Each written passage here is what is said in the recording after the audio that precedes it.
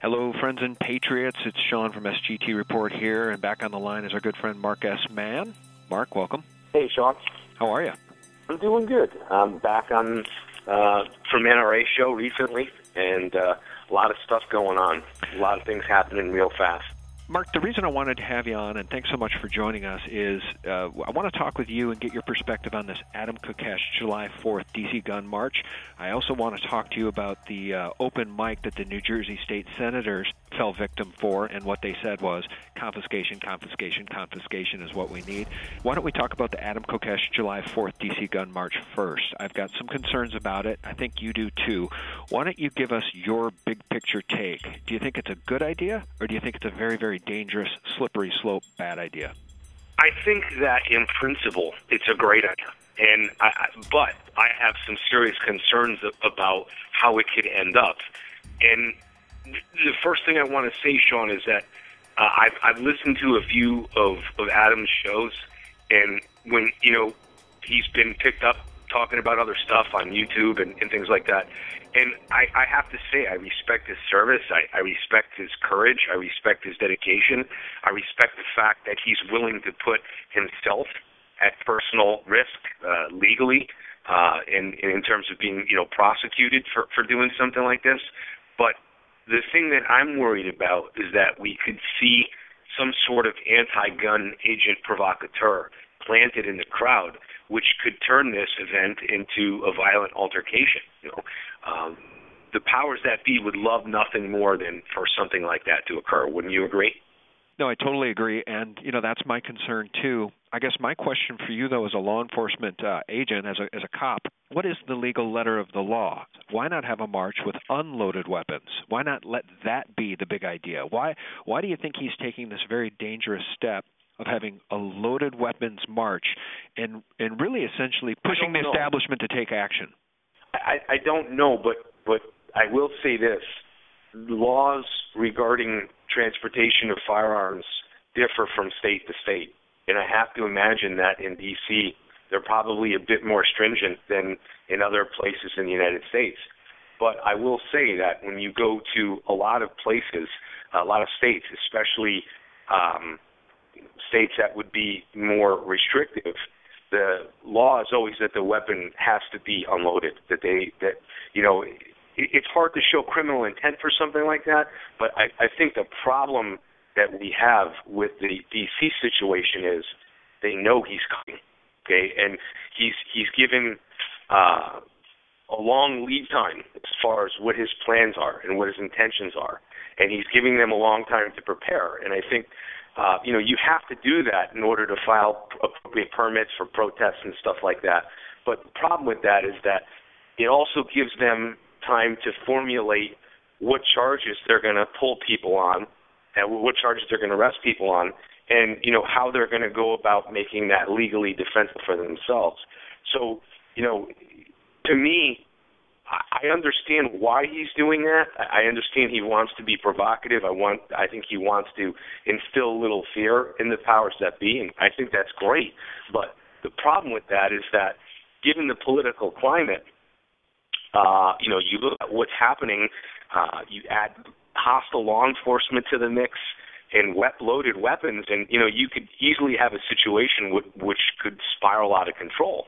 And I think the problem with this is whether they have loaded weapons or unloaded weapons or no matter what happens, when you have a call to action and you're going to basically go out to social media or, issue a come one, come all invitation to a group of people, it's very difficult to screen those people. You don't know what you're going to get. And I've done this before where I've worked on nationally covered gun rallies and stuff like that where I've been an organizer. And the one fear that I always had when I was doing stuff like that is you just don't know who's going to show up. And the problem with that is that if you have a rotten apple in the bunch, that's the first person the media is going to focus on. They're going to zoom right in on that guy, and it's going to be that guy is the the spokesperson for your group, which is, obviously not the case. Yeah, the face of the libertarians or the face of the Tea Party would be the one crazy guy with the crazy shirt who did something crazy. To your point, they're giving the establishment a lot of time to figure out ways in which to plant agent provocateurs in the march should they want something bad to happen. Because, one of our concerns has been and continues to be that nobody in the Libertarian Party, in the Libertarian Constitutionalist movement, take the first shot, ever. And this seems to be the type of situation in which, whether planted, whether an agent provocateur or not, or just somebody mentally unbalanced who makes a poor decision, could accidentally or purposefully set off something very, very, very dramatic and drastic, and it could lead to, a really, really bloody event. And I guess that's the scariest part about it. I agree. And the thing is, no matter how it happens, no matter who gets the blame, and in the end, when, the smoke clears, the bottom line is that will not be a positive thing for gun owners nationwide. In my opinion, if something like that ended badly, then that could set gun owners back a ways. And, it's been my experience, Sean, that when something starts badly, it ends badly.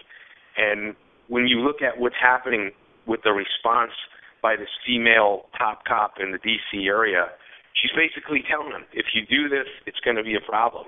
And he doesn't seem like he's backing down. And I think that, if common sense prevailed, Adam would look for a way to do this and try and mitigate some of the circumstances that you and I are talking about here. I think he could easily make his point with unloaded weapons. I know it's not the same, but at the same point in time, you have to really think about this from a logical perspective. And when you add those live rounds to the mix, things could change very quickly, and I'd be very fearful of the outcome of something like that. Yeah, me too. And it just seems like the more and more we flush this out, the more and more obvious it is that there really is no win for the libertarian constitutionalist side. It can only be a lose-lose because, again, it seems to me that the bought and paid for establishment mockingbird media will spin this negatively no matter what happens. And then if something bad does happen, oh my God, they're going to paint with a very, very wide brush a negative image of anybody who is a lawful gun owner in this country. It just seems like a lose-lose because we already know that Washington, D.C. is the heart of corruption. We already know that the Pentagon is really a source for great evil on the planet. We already know that the politicians, the congressmen, the Senate are mostly bought and paid for. They're fascists. They're bought and paid for by corporations. We already know that. So to try to push that into some sort of drastic confrontation, I guess the only win-win I could see is that if it ended with just mass arrests, and I'm not sure what that accomplishes. I agree, and if I could say anything to Adam, if I knew he was listening, I'd say, hey, Adam, we really need your voice. You're a lot better to everyone and yourself if you're continuing to do your show and get people to think and help people wake up and spread your message. You're a lot better off to everyone rather than if you're, KIA at this event or, sitting behind bars waiting for somebody to figure out how they're going to make a case out of this. So, I think that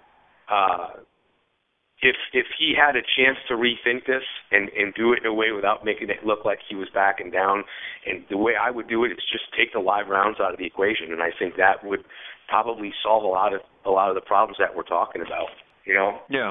Well, before we move on, I just think it needs to be said that I am aware of Adam's experience in the Marines, and I personally don't think he is an agent of the feds, but that's just my take on it. Yeah, he's definitely a passionate guy. You can tell you can tell when you listen to him speak that he's definitely passionate about this issue, and I wish that there were more people like him. I think the thing that really makes me like him the most is how dedicated he is to this fight, and he's willing to put his own personal freedom at risk, which I think is very commendable because a lot of people want to fight this fight from the sidelines and they don't really get involved, and this guy's willing to put his tail on the line, and I just don't think it's the right time to do something like this right now. I mean, like you said, let us not fire the first shot.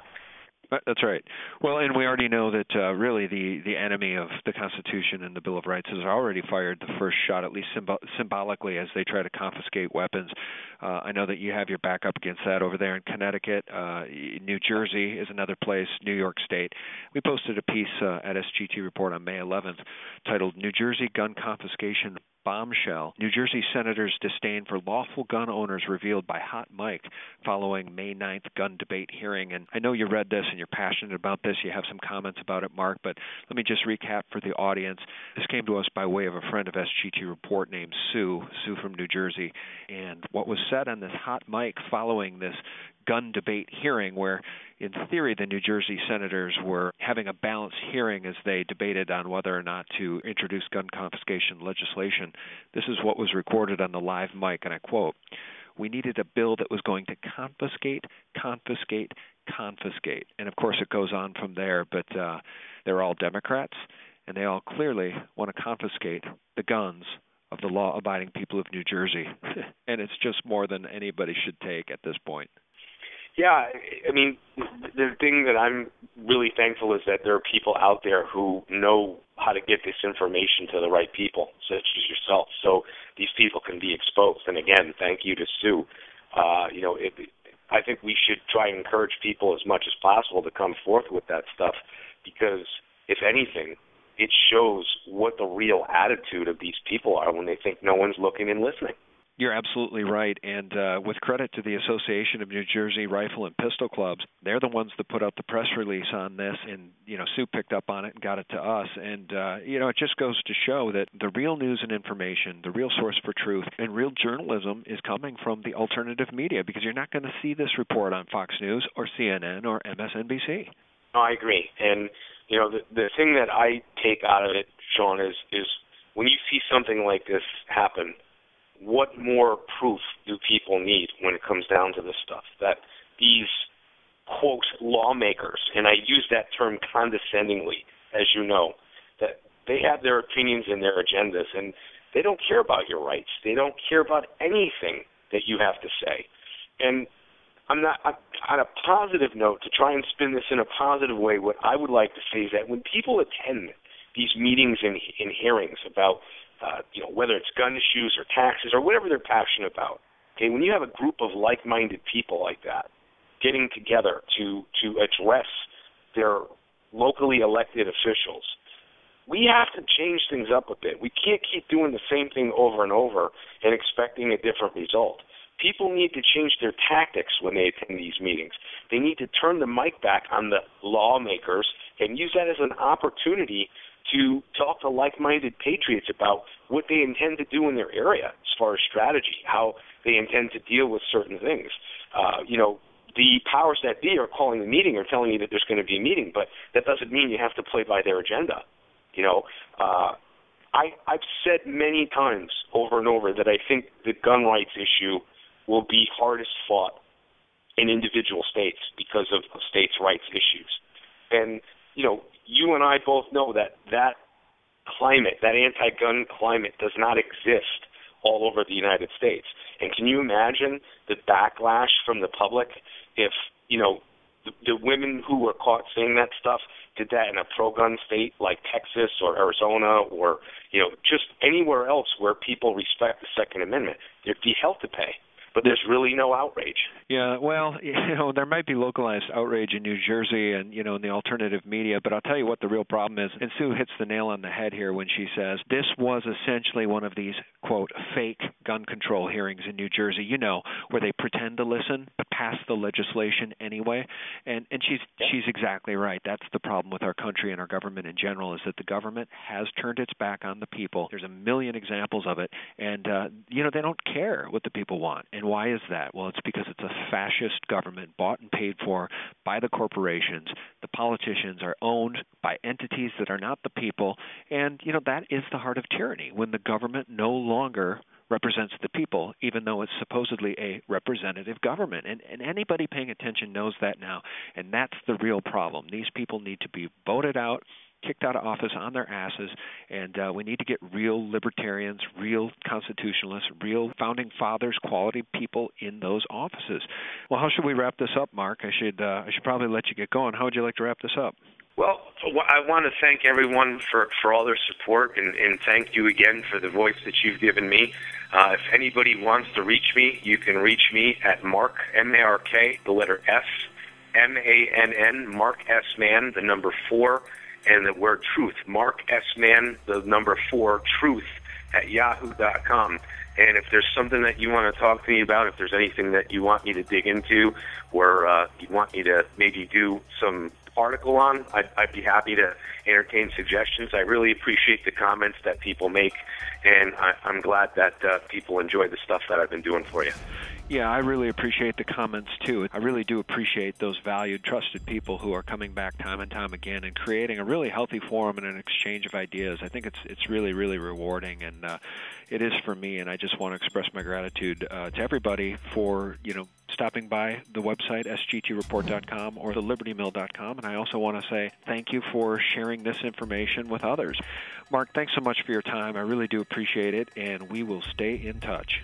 Hey, Sean, best wishes to you, too. All right, brother. I will talk to you soon. Okay, man. I'll talk to you soon. Bye-bye.